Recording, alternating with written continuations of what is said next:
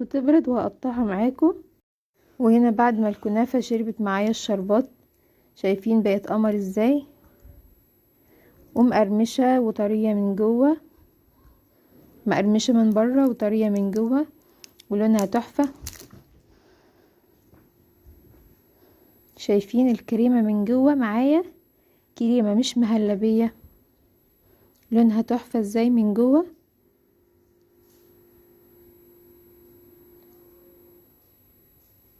هوريكم بعد ما غرفناها، شايفين شكل الكنافة والكريمة من جوه ازاي طرية وناعمة، مش مهلبية او متماسكة، لا هو ده الكريمة المظبوطة وطعمها تحفة.